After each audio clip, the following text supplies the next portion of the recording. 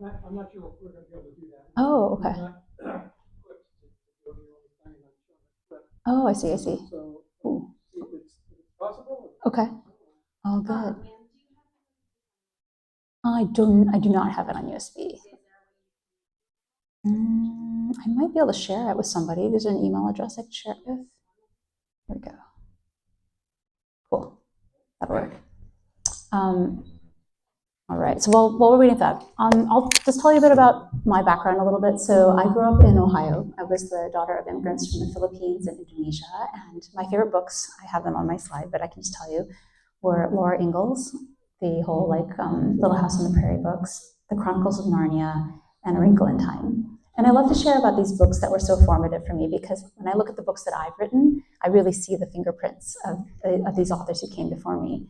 So Laura Ingalls, I'm sure how many people have read her books? A lot of you. So I love that she captured this life that was fading away. It was frontier life. It was a unique time and place. And I loved the wisdom of the Ingalls family. The Chronicles of Narnia, curious how many people have read those books? Lots of you. It's a portal fantasy. So it's about kids who go from our world. Okay, cool. Let's do it. Web. CSA.pg. Okay, perfect. Cool. And then the Chronicles of Narnia is about kids that go from our world through a portal into another world. They meet a new culture, a new people, a fantasy world, and then they come back to their ordinary lives transformed. And I think of my books, the Love Boat Taipei trilogy, which was my breakout novel that came out in 2020. That's the story of a girl who goes from Ohio to Taiwan to learn Chinese language and culture, reconnect with her parents' heritage. It's a real program that's been around since the 1960s. And that, I think of that as kind of my Laura Ingalls meets my Narnia. It's a story that captures a time and place. So this is a real program that's been around since the 1960s. Parents would send their kids to learn language and culture, but also find a spouse. So that's how it got its nickname. Love Boat, named after the TV series that Paramount actually owns. And it's also my Narnia because it's about a girl, even though it's not a fantasy, it's all grounded in our real world, but it's about a girl who goes to another place and culture. She learns a new language, she makes friends, she has a transformative experience, and then she returns to her ordinary life in Ohio transformed. And for her, that transformation is both like learning what does it mean to be a girl between East and West, and what does it mean for her to honor her family who wants her to be a doctor while still pursuing her passions, which is to dance. And then A Wrinkle in Time, curious how many people have read that book and maybe seen the movie. One of my all-time favorites, but I think you can see fingerprints of A Wrinkle in Time in the Vale story. So the Vale is about an inventor family that loves each other deeply and they get to do cool things together because of the creations that they make. And same with A Wrinkle in Time. It's an inventor, a scientist family that thinks about science things together, and in that process they get to have cool adventures. So whenever I speak to schools, and I talk about how I found these books in my school library, and they have continued to influence me today. So my breakout novel, Love Boat Taipei, came out in 2020, and at the time that it came out, we were in negotiations already for a movie deal, and I was really fortunate in that it went all the way to the screen. I think I found out later that it's a miracle to get any movie made, but it was an amazing experience. I was involved as an author. It was really important for my team to have me involved because it was an Asian American story, a story that had never been told before. And so for me to be at the table to preserve the authentic representation was really important. So it ended up being my way of moving into Hollywood because I learned everything about making a movie. I was a good student of making a movie. It begins with the script. The script is actually quite hard to do. It means you take a 400-page novel and you boil it down to a 100-page script. And a script, if you've seen them, they're very short. There's words down the middle of the page, which is mostly dialogue and a little bit of action, a little bit of description. But it's like a quarter the size of a novel. And now actually I'm starting to adapt my own works into screenplays, and I'm realizing just how short it is to make a movie.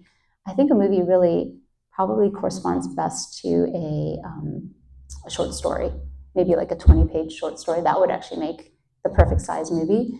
But a novel is probably better off as a series, like a TV series. And but I think every adaptation has its own charm. And so doing the Love and Taipei adaptation, even though we weren't able to get through the entire arc of the story, we weren't able to get through the romance arc, which actually upset the fan base because the romance arc came out differently in the book as in the movie. But what I told them is like, well, think of it as like we ended at the midpoint of the first novel, and the story continues in the first novel, the second novel, and the third novel.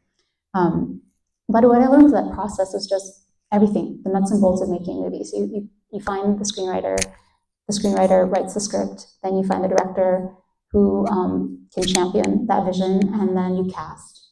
We cast and we filmed during COVID, so there was 2 weeks of quarantine in Taiwan, and then we were free. And it was actually a really special time because it was during the lockdown. The whole world was locked down, but we got to be in Taiwan running around the night markets and filming, and we had masks on set that were changed every 2 hours. We had 20 extra staff just to work on the COVID matter. So they were swabbing our noses and our throats and making us change our masks.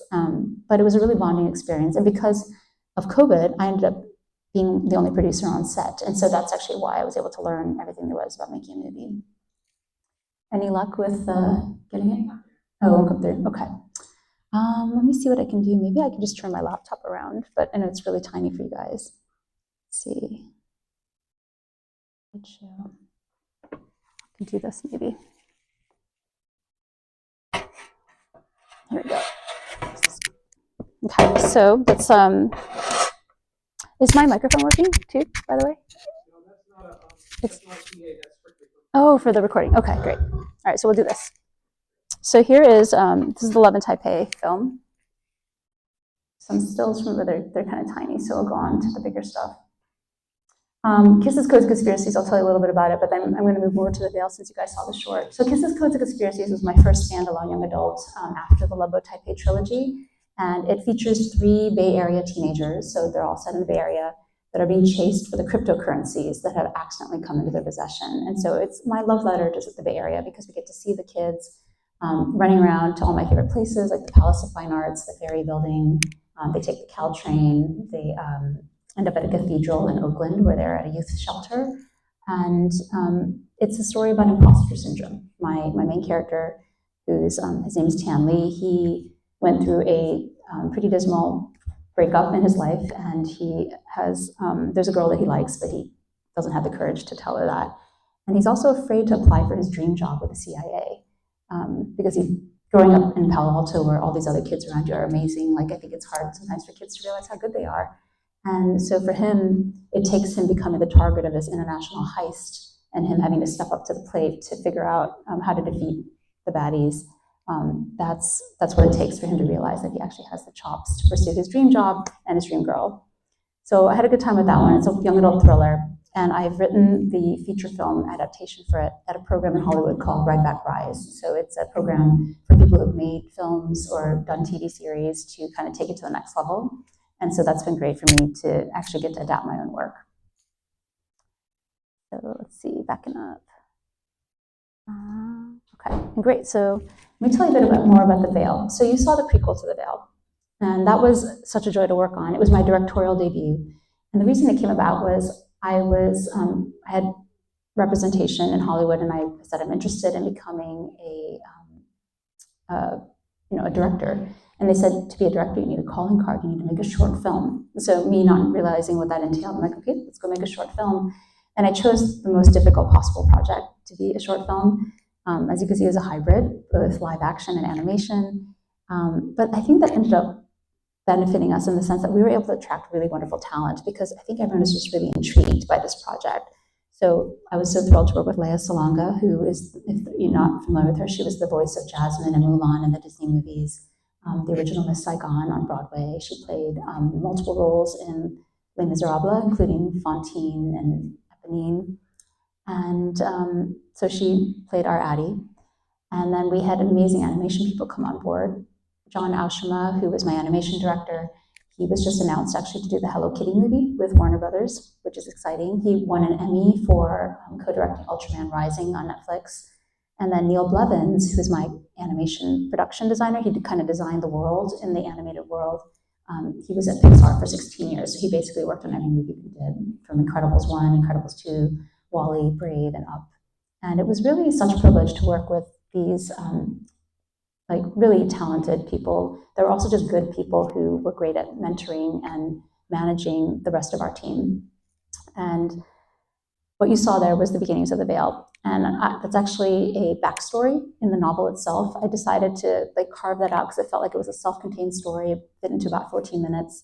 And it was explaining really why is this Vale important to Bran. And the reason why that was important to the novel takes place 7 years later when our boy Bran is now 13 years old. He has lived in that Vale for 7 years, not 24 hours a day, but he goes to school and then he comes home and he plays in this virtual reality world. And mom and dad have fallen on hard times. So mom and dad are brilliant inventors, but they are not so great with people, have a hard time communicating their ideas, they have a hard time pitching themselves, which I think is hard for so many creatives. And they get evicted from their home at the start of the novel. So mom and dad have pretty much given up, but our boy Bran has not given up. And he takes it upon himself to take his beloved Vale and enter it into a competition in Silicon Valley to win a $10 million investment. So very high stakes. But part of the reason why, from a craft perspective, I wanted to create the short film is we needed to care about his beloved Vale being destroyed or his beloved Vale being taken apart. And to build those stakes, we need to understand why was this world important to him? Because it's also problematic that he's been living in this world for 7 years. Part of his journey is actually learning to live in the real world and having real world friendships. And when I speak at schools, I talk about how sometimes those real world friends are hard. There's misunderstandings. Maybe you don't know if they like you as much as you like them. And so it's easier for Bran to live in this world where he's got an elf and he knows the elves adore him, but he needs to learn to live in the real world. But at the same time, the journey of the story is about saving the Vale, and we need to care about that, and we need to believe that that's meaningful and matters. So here's an example. The book itself is illustrated. It comes with 40 different pictures. And part of my goal was to actually explain how does artificial intelligence work. And I wanted to write a story that was accessible to all people. So it's actually a book that's 8+, but my readership goes up to 95. And here's an example of how AI learns. We've got our boy on one side where he is wearing the haptic suit that you saw in the movie. The haptic suit projects his body into the Vale, and it also impresses on his nervous system the feeling, the sensation of everything happening in the Vale. And so that's a technology that's 5 minutes in the future. We have all the technologies capable of that today. But I actually wrote this novel in 2015, so 10 years ago. But I knew that this was coming. I knew it was all being designed. And in this particular story, in this particular image, our boy is being projected into the Vale. So you see the parallel, exactly what he looks like in the real world as he looks in the Vale. And here he's playing hide and seek with his elf. And so a 13-year-old playing hide and seek is not something that normally happens, but it's a completely different game when you're training your AI elf how to hide better. So the longer it takes his Bran to find the elf, the better the AI gauges the hiding place, the better the elf hides. And that's exactly how artificial intelligence learns. It's called reinforcement learning, and that's a concept I'm able to share with my readers through osmosis, just by going through the story. The Lee family has a bunch of robots that are important. Here's Bran pitching the Vale in a competition.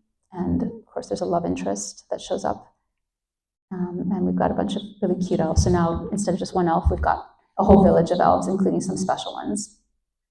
And then the last kind of fun thing that I like to share is Bran has decided everything about this Vale. He's decided where the sun goes, where the moon goes, that the forest is going to be blue, and that the field will be clover instead of grass. But then a wizard appears out of nowhere. And I actually love to ask this question, but I'm curious if anyone has ideas of where this wizard could have come from if Bran did not create the wizard, and yet Bran is controlling the Vale. Any thoughts? Yep.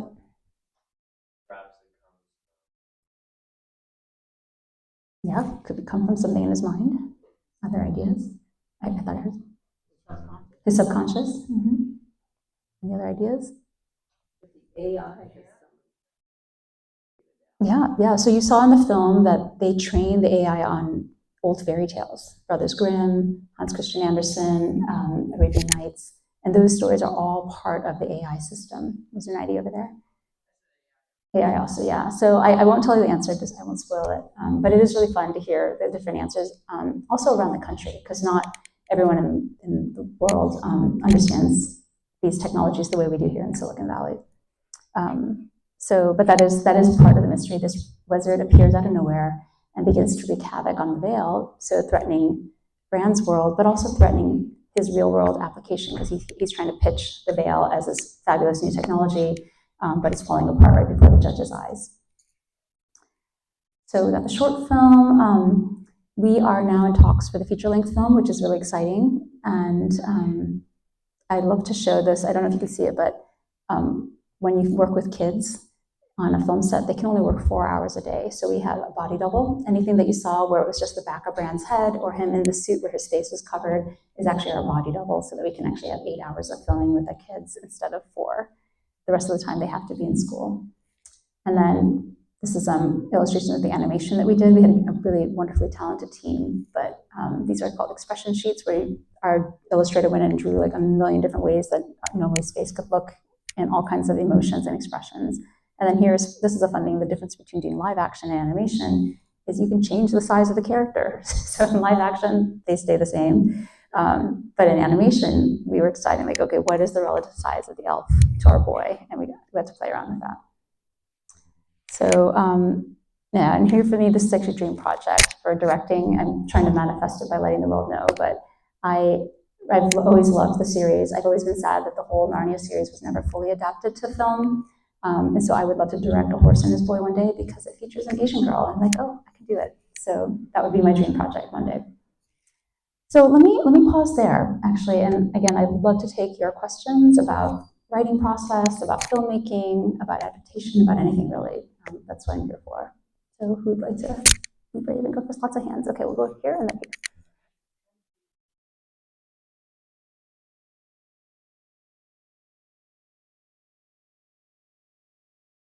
Yeah, so I have been writing now for 19 years.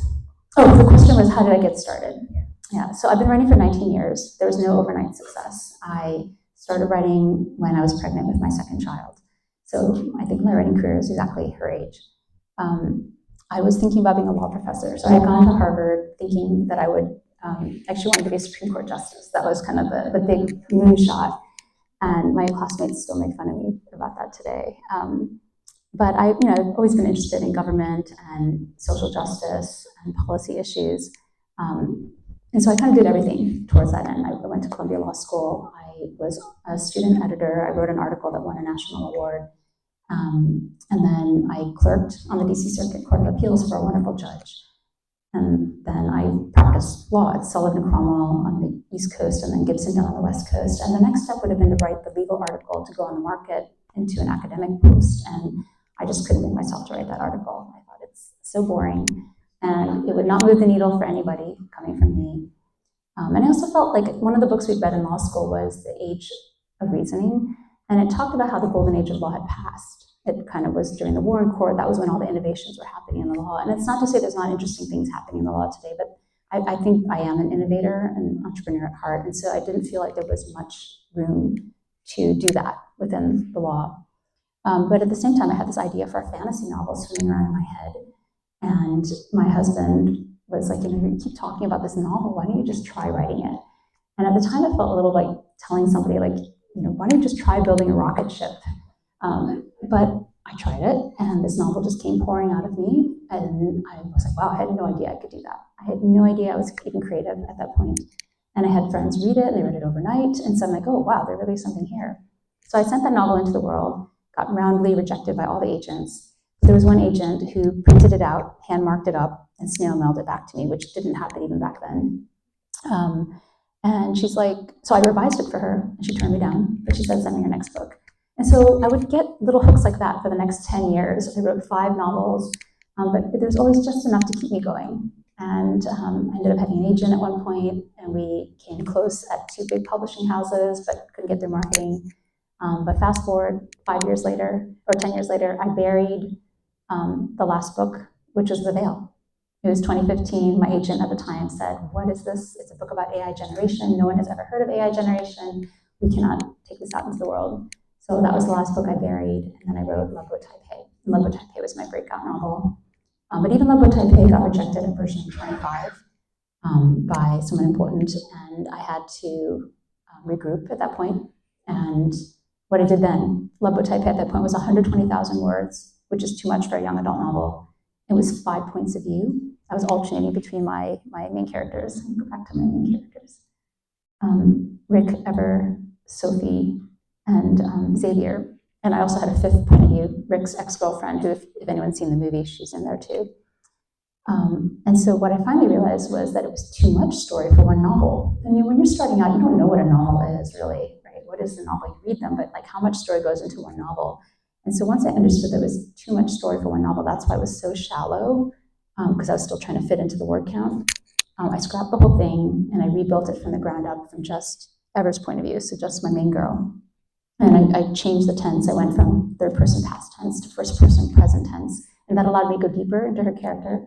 And because I'd done all the work of writing the whole book 5 times from 5 different points of view, my secondary characters came out really well rounded. And so I think that all helped to build a book that was really strong. So that is the Love Boat Taipei book 1 here.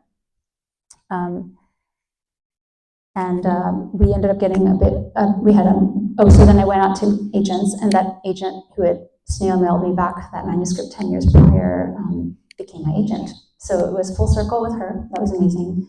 And I remember when I was interviewing a bunch of agents, she said to me, I saw something in your work all those years ago, and I'll stick with you for the long haul. And that was important to me because the writing life is hard. There's lots of ups and downs.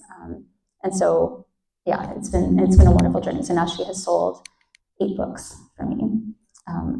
So I have 5 in the world and 3 more coming. So there's a question here. Yeah, I just thought of a 2 questions. One, what kept you going?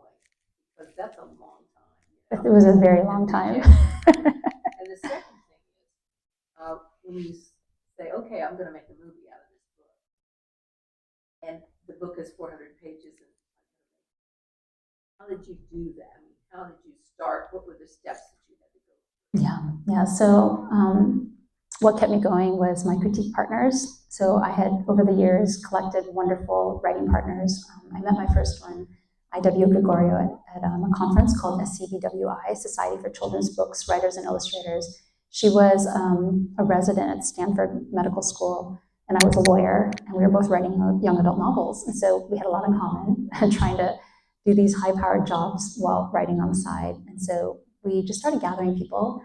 And when Love Boat Taipei was rejected at version 25, that's really when I leaned on them, and I was like, I don't know what this industry wants. And they were all published at this point. I was the last one to be published. It's like you're the bridesmaid at all your friends' weddings, and then never the bride. And I'm like, why do you guys keep reading my books? And why, I don't know what the industry wants. And they said, your stuff is good. There's like weird structural reasons you're not getting through the gates. And with Love Boat, one of them, Sabah Tahir, she won the National Book Award for Young People's Literature a couple of years ago. She gave me advice on the novel, and so that's when I revised the whole thing. But really, it was them that kept me going. People who believed in me, and even today, like it's all hard. Everything I do is a moonshot now. All of it's hard, and it's really the people around me that believe in what I'm doing that keep me going. So your second question, remind me. Oh yes. The 400 pages. Great. Yeah, and how did you, when you decided you were going to make this, what were the steps that you had? Yeah, so I didn't adapt Love Boat.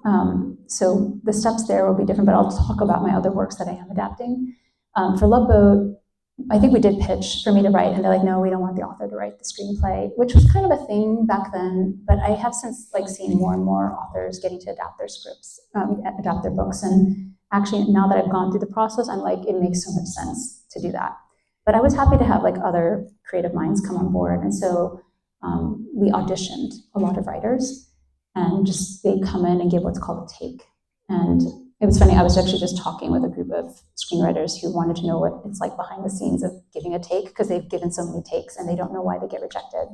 It's really random. It really is. All the takes are good. It's just, what do you resonate with and what do you want to move forward with? So the takes for this movie, it's basically another writer says, this is what I'm going to do, to strip it down.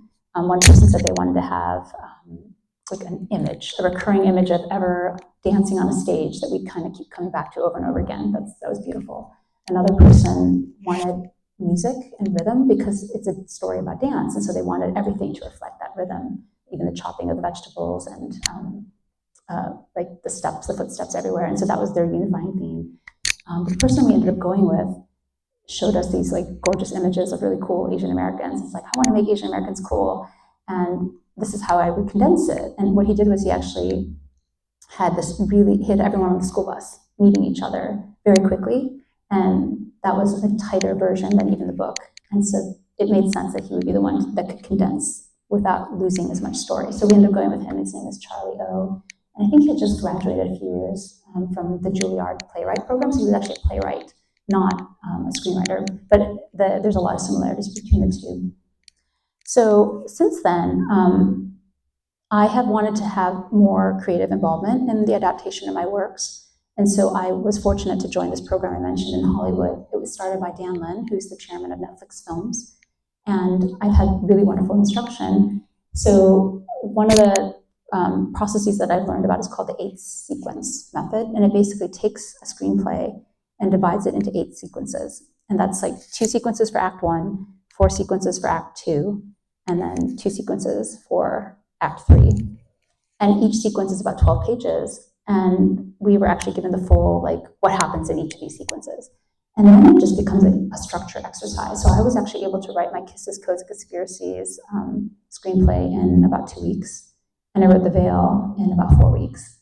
But The Vale was too much story. It's a really complicated book, and I can't cut any of the storylines because they all intertwine with each other.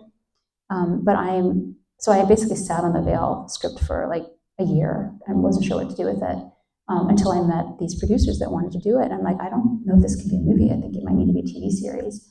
And they're like, no, it can be a movie and an animation. You can make things really tight because the characters can do things really fast and you see so much. And so then I was inspired to rebreak it, and I did. I rebroke it, and I rewrote the whole thing in 2 weeks, and it was 101 pages, which is exactly what it needs to be. So yeah, I think it just goes to show you can make it work, but sometimes it just takes a long time. And I think that's why people get stuck in what's called development hell for a long time, because you just cannot figure out how to make that screenplay work, and that's actually one of the hardest parts. So I think authors should always be involved in the adaptation of the work because it is very intuitive for me to do it. And once you learn the structure or have the structure, the rest of it just kind of flows from there. 14-minute Vale.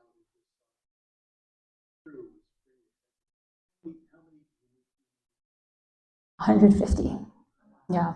And in a regular film, it's about 300. So it might be more for animation, actually. But a regular feature film with a live action is 300 people. And each of those people actually really do play a role.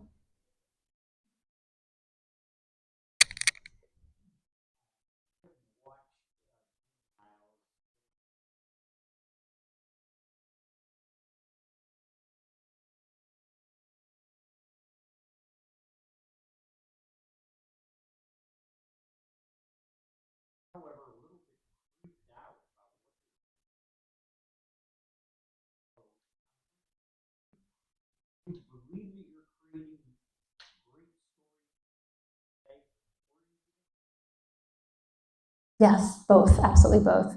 So as I mentioned, part of Brand's journey in the novel is that he needs to learn to live in the real world.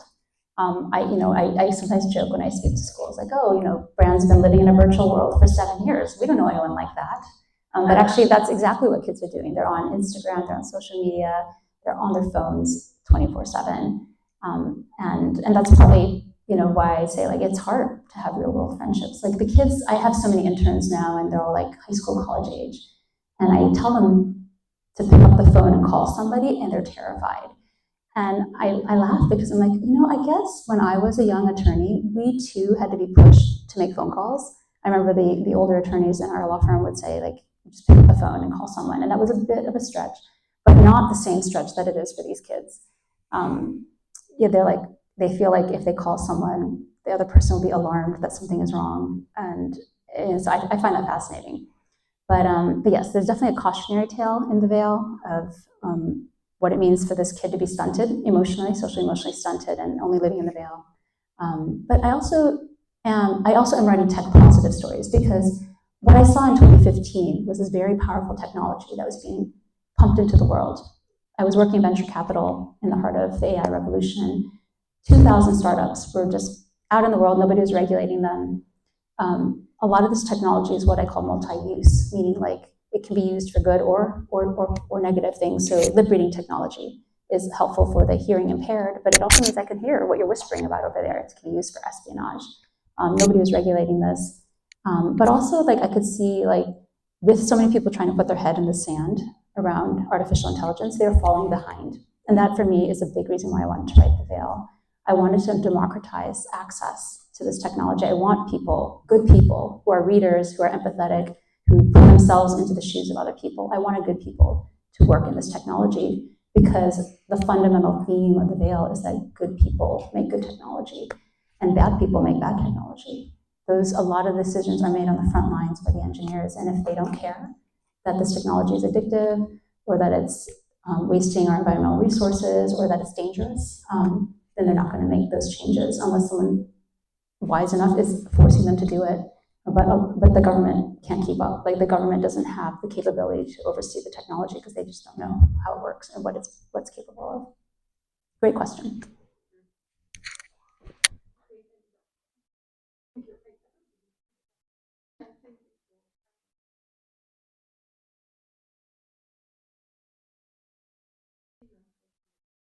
It's like almost listen to you because you see, like, you're more like organic.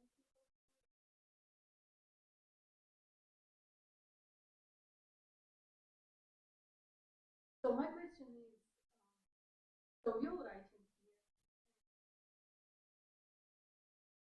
writing somewhere, at least in the movie. Yes. So I also tried some of this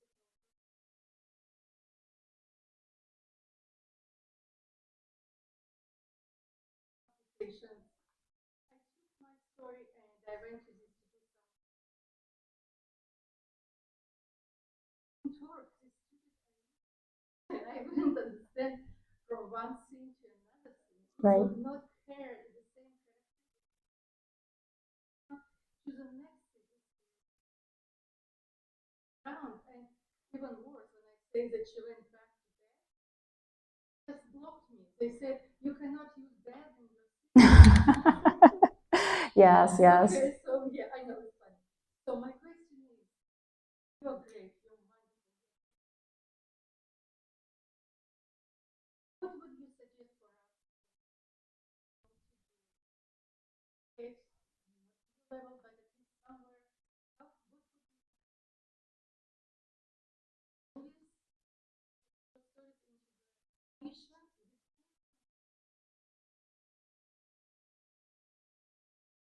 Yeah. Right. No, I think that's great. So what steps can you take? It sounds like how can we take better advantage of these technologies to help us become better writers and make our things into more visual. So what you're describing, your experience with AI and image generation, is pretty common now. It doesn't, the images break, they don't stay consistent from scene to scene, or they misunderstand you. There's like weird filters put into place so you can't do certain things, like you mentioned, you couldn't talk about going to bed. But you can learn to give better prompts over time, and there's an art to that. You might even ask Gemini, how do I prompt this better? And sometimes people go back and forth between the different tools like Gemini, ChatGPT, Claude, and ask, like, how do I explain this better so that I can get something that's more consistent? The tools are getting better. I do think in like 5 years, we'll be able to make much more consistent film, and that's good for the writer. Like, I have author friends who refuse to give their work to Hollywood. They just want to hang on to their work, and then when the AI is strong enough, they're going to make their own AI movies, and they'll own it all. And then they don't care if they make money on the movies, they're just going to use it as like a very long trailer for their book, for the fan base to enjoy, and so for more fans to discover that. So I think the AI tools are getting better, but it is hard, and I think the best thing you can do now is actually just keep trying. Try different things, try different prompts. I don't use AI in any of my writing or my final like film. It's all human created. But what I think AI is really good for is internal communication. So conveying your ideas. Let me show you.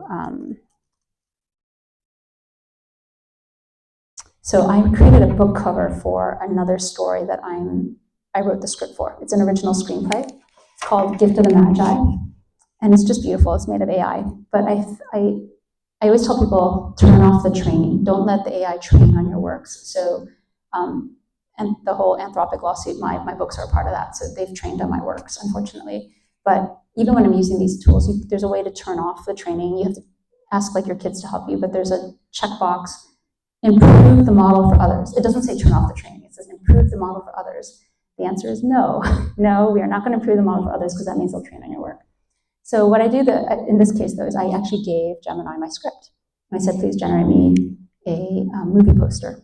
And this is what I want. I want like two halves. The top half is these characters. The bottom half shows a reflection of them in like the fantasy world. And in the top, and I suggested they use Simu Liu and Lindsay Lohan, who both of whom I adore. And then it came out pretty good. Oh, and the bottom half was supposed to be Chinatown with a red door. So it came out pretty well. But I had to go in eventually and use other like human tools like Canva to adjust some of the words that weren't coming out properly. But that's an example of like, I'm not going to use this as the real actual poster, but when I take this out as a pitch to people, I'm able to show it to them and say, hey, this is kind of what I have in mind. Other questions? Oh, no, please, go ahead.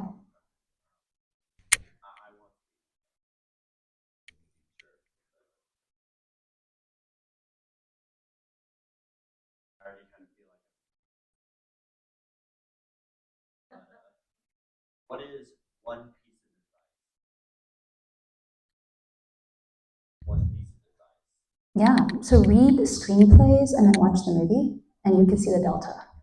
What the screenplay needs to be versus what the movie ends up being. I think that's really valuable. And you can actually find most screenplays out there nowadays.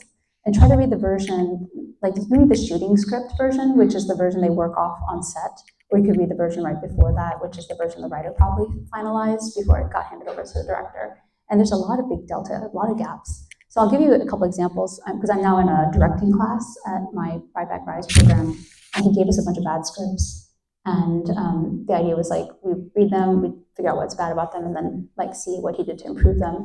And there was one scene about like a couple that wanted to commit suicide, and they ended up meeting this other couple that was like lovely and Christian, and they ended up, you know, basically kind of convinces them not to commit suicide. But it didn't work. It was very like kind of cheesy, and then he flipped it in the film so that he knew like what was important was faith, that they were on this journey together, that they're on this road trip. And so he flipped it so they end up stealing a medical vehicle that has an organ in it that needs to be, and then they realize that at the last minute they're running off in this medical vehicle with this organ that needs to be returned to the hospital so that someone can have a transplant. And so they go to the hospital, return it. It's really emotional moment. They meet the family prays for them, and then they move on their way and they are transformed, right? And so that's an example of like how the director switched what happened in the script to make it even stronger. And I think just like learning, like, but I love that example because like all things can be improved.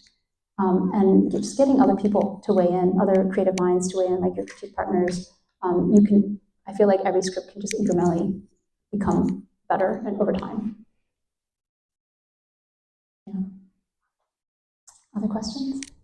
I'm wondering, in your arc of going from law school to full-time writer, when did you decide to go to DCFA, and how did it influence the course of your journey? Yeah, so I had been practicing law for a bunch of years, so I felt like I built up enough money that I could afford the program. But it still felt like chasing Bigfoot because they're not inexpensive programs. But I had an agent at that point, and we had come close I think at that point we had come close with one major publishing house. And I felt like I had hit a ceiling. Like I didn't know how to make my work better. My agent would say things like, agents aren't really, they don't tend to be editorial. Some agents are more editorial than others, but that agent would say like, oh, it's probably some of the backstory. I'm like, there is no backstory. Like I didn't know that you had to write a backstory. So I could tell there was something I was missing in the writing process. So I went to my MFA program, I think in 2012, 2013, and I was able to do it distance. So I was still working full-time as a lawyer, but I basically used all my vacation time to be on campus for the residencies, 10 days in the summer, 10 days in the winter, and then the rest of the time it's like 24 hours, 25 hours during the week, where there's a faculty professor looking over my shoulder. And then when I went as a student, they did the work in 40-page chunks, and it's really hard as a novelist to get feedback on the full novel, because a lot of times you'll buy critiques and it's 15 pages or even first pages. and you never really learn how to write the whole novel. And so that was my big question when I went to my MFA program: how am I going to learn to write the whole novel? And I was fortunate there were some people that were willing to work with the whole novel. That meant that they didn't critique me at the line level; they critiqued like the whole structure. And so that's really what I learned: learn the structure. And the other thing I learned was how to go deep in a scene and get to the heart of a scene. So my two favorite exercises for that was actually, instead of writing the whole scene and spending all your time figuring out like the specifics and the logistics and the description of the characters and the setting, we just wrote like a single line of words that basically captured the vibe of the scene, and until you get to the heart of it. It's fascinating. I kind of wish I could do it on the fly, but it's kind of like, I think if I were to think through like the script of the Vale, it'd be like, fun, cookies, books, toys, measuring tape, baby, run, joy, gifts, shoes, crash, right? So then, and that kind of like exercise helped to strip everything else away and help me to figure out, okay, this is what's the most important thing in the scene, and then you build the whole scene around that once you find the most important thing. And I feel like that example I gave of the suicidal couple that met this like random couple versus actually had a mission to return this organ, that's kind of the same thing. Like the director understood the heart of the scene. The heart of the scene is they're going to be transformed. They're going to have this encounter with someone and there's a faith encounter. And by understanding the heart of it, he was able to write an even better version. So finding the heart of it, and then the overall structure. For the overall structure, I use books like Save the Cat, Story by McKee, and Anatomy of a Story by John Trudy. Those all kind of say the same thing, but those helped me as well. So I think really, back to your question, is I hit a wall, and I felt like this is the way that I was going to get better. I remember I got into the program and I interviewed alumni, like, is it worth spending this money on this program? And they said, one of them said, it's an investment in yourself, and that she had made all her money back in spades. That's been true for me too. I have made the money back from my MFA program, but I would say that's not always true. So it's still a risk, but I think, if you can take the risk, there's other ways you can do it too. There's like smaller programs, or now because the publishing industry is so decimated, there's so many editors that have been let go, and they're fabulous. And so you can go out and find editors like that who are doing freelance work, and they can do it for a lot less. And I think having that person looking over your shoulder and just teaching you can go a really long way. Yeah, so you can also find them on my website, abigailhingwen.com. It's on my About page. I probably need to put it in a better place, but I have a frequently asked questions section on my About page, and I have all my favorite craft books listed there. But those three are Save the Cat, Story by Robert McKee, which actually a lot of screenwriters use. Actually, screenwriters use all these. And then the third one is Anatomy of a Story. And then the other thing I mentioned earlier was called the 8-sequence method. I love that. It's incredible. That's for the screenplay, but I think it can actually help with writing novels too. Other questions?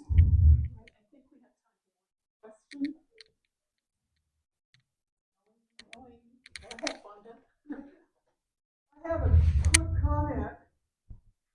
It isn't a question or nothing about the way you're doing it. It enchants me and fascinates me. I'm what you call one of the last of the old Gutenberg era. We are a dying generation. And everything happens, we evolve and overlap. You're doing it beautifully. Joyce is doing it beautifully. I cannot make that transition. I cannot handle technology. But I wish you well, and thank you for letting me see the forthcoming world. And hope, I have faith you're going to do very well. Thank you. Thank you. Well, thank you so much for having me.